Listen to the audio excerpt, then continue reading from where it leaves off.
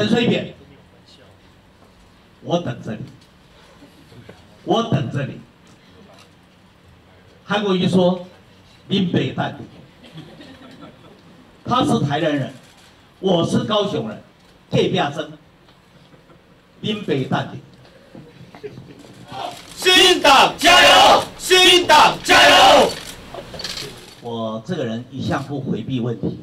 其实，当我听到陈水扁准备代表一边一国出来角逐不分区立委，我心中有一种难掩的兴奋，因为我的老对手又来了。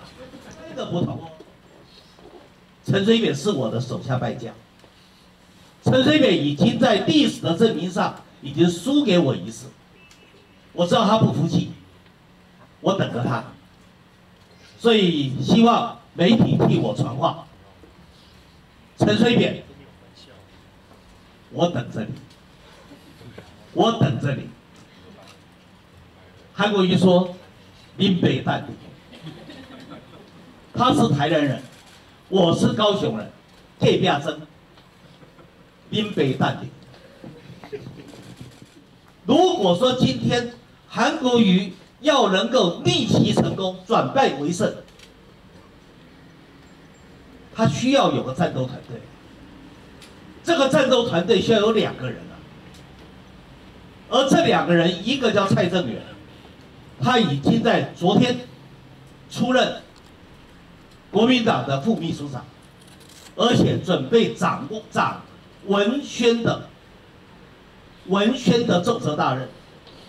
另外一个就是在玉主席的体系之下，在新党的不分区立委邱毅。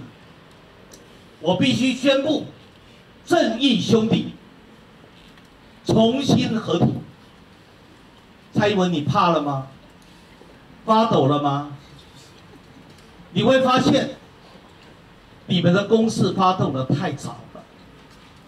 我在国民党里面，可能还会受到党内的某些保守力量的牵制，但是新党玉主席说了，新党国民党不敢提的，新党提；国民党不敢说的，新党说；国民党不敢做的，新党做。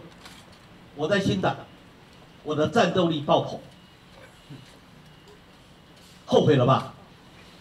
台独分子，民进党，后悔了吧？我还有很多压箱宝的东西。